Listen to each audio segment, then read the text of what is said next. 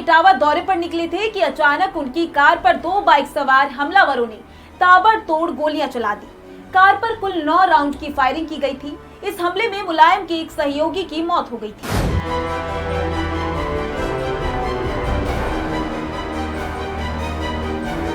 मुलायम सिंह के राजनीतिक सफर से जुड़े 5 अनसुने किस्से। पहला किस्सा, ऐसे हुई थी पॉलिटिक्स में एंट्री। 1967 में अपने राजनीतिक गुरु चौधरी नत्थू सिंह को मैनपुरी में आयोजित एक कुश्ती प्रतियोगिता में प्रभावित करने के बाद उन्हें नत्थू सिंह के परंपरागत विधानसभा क्षेत्र जसवंतपुर से विधायक का टिकट मिल गया था। तब वह एक शिक्षक थे और उन्होंने राजनीति में एंट्री के बाद नौकरी छोड़ दी। इस तरह उन्होंने राजनीति में रोचक एंट्री करी। दूसरा किस्सा, जब मुलायम पर चली थी गोलियां पर बाल बाल बच निकले थे वो। तारीख थी 8 मार्च 1984। मुलायम सिंह उस वक्त लोकतांत्रिक मोर्चा के उत्तर प्रदेश के स्टेट प्रेसिडेंट थे। मुलायम इटावा दौरे पर निकले थे कि अचानक उनकी कार पर 2 बाइक सवार हमलावरों ने ताबड़तोड़ गोलियां चला दी। कार पर कुल 9 राउंड की फायरिंग की गई थी। इस हमले में मुलायम के एक सहयोगी की मौत हो गई थी। ड्राइवर ने देखा कि आगे चल रहे 2 बाइक सवार गाड़ी के सामने कूद पड़े और फायरिंग शुरू कर दी। मुलायम सिंह के साथ चल रहे पुलिस वालों ने जवाबी फायरिंग की। हमलावरों और पुलिस कर्मियों के बीच ये फायरिंग करीब आधे घंटे तक चली। हमलावरों की तरफ से गोलीबारी बंद होने के बाद सुरक्षा कर्मी मुलायम सिंह को एक जीप में 5 किलोमीटर दूर कुर्रा पुलिस स्टेशन तक लेकर गए, जिससे उनकी जान बाल बाल बची। तीसरा किस्सा, जब चौधरी चरण सिंह से हो गया था मोहभंग। चौधरी चरण सिंह से मुलायम सिंह तब शुद्ध हो गए थे जब उन्होंने राष्ट्रीय लोक दल में मुलायम सिंह यादव के जबरदस्त असर और पकड़ के बाद भी अमेरिका से लौटे अपने बेटे अजीत सिंह को पार्टी की कमान देनी शुरू कर दी। बाद में इसी बिना पर चरण सिंह के निधन के बाद पार्टी टूटी और उसके एक धड़े की अगुवाई मुलायम सिंह करने लगे।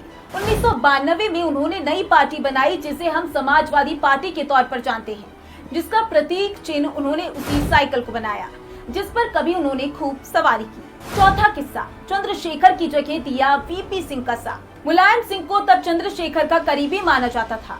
वह उन्हें प्रधानमंत्री बनाने की बात करते थे, लेकिन एन टाइम पर वह पलटे और विश्वनाथ प्रताप सिंह के पीएम बनाने पर सहमति जाहिर कर दी तो चंद्रशेखर गुस्से में भर उठे थे।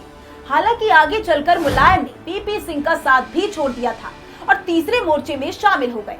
इसी की बदौलत 1996 देवे गौड़ा सरकार की थर्ड फ्रंट सरकार में उन्हें रक्षा मंत्री बनाया गया था। पांचवा किस्सा, संसद में खुलकर करी पीएम मोदी की तारीफ। सपा संरक्षक मुलायम सिंह यादव ने 2019 में लोकसभा में बजट सत्र के आखिरी दिन भाषण के दौरान पीएम नरेंद्र मोदी की तारीफ की थी। मुलायम ने कहा था कि हम सब चाहते हैं कि वे फिर से प्रधानमंत्री बने और दोबारा लोकसभा में चुनकर आए। मुलायम सिंह ने इसके साथ ही कहा कि मोदी जी ने सभी को साथ लेकर चलने की कोशिश की। ऐसा सुनते ही पीएम मोदी ने हाथ जोड़कर सपा नेता का अभिवादन किया। इस दिलचस्प वाक्य के दौरान यूपीए अध्यक्ष सोनिया गांधी मुलायम सिंह के बगल में ही बैठी थी। वह भी मुस्कुराने लगी। मुलायम सिंह कभी समाजवादियों में सबसे बड़े नेता रहे तो कभी कांग्रेस और लेफ्ट से उनकी नजदीकियां रही। कभी आजम खान और अमर सिंह के साथ उनकी तिगड़ी ने उत्तर प्रदेश की राजनीति पर राज किया, तो अंत में अपने बेटे अखिलेश यादव को राजनीतिक विरासत की गद्दी सौंपी। वह पार्टी के संरक्षक बनकर एक्टिव पॉलिटिक्स से रिटायर हो गए। छोटे कद के मुलायम सिंह वैसे भारतीय पॉलिटिक्स में ऐसे राजनेता हैं जो सियासी दलों और विचारधाराओं से परे जाकर सबके काम आते रहे हैं। इसमें कोई शक नहीं है कि मुलायम जिस बैकग्राउंड से राजनीति में आए और मजबूत होते गए, उसमें उनकी सूझबूझ और हवा को भांपकर मौके पर चौका मारने की महारत शामिल थी। इसलिए तो उन्हें उत्तर प्रदेश की पॉलिटिक्स का सबसे बड़ा पहलवान कहा जाता है। ऐसी ही और वीडियो देखने के लिए हमारे YouTube चैनल हिंदी खबर डिजिटल को अभी सब्सक्राइब करें।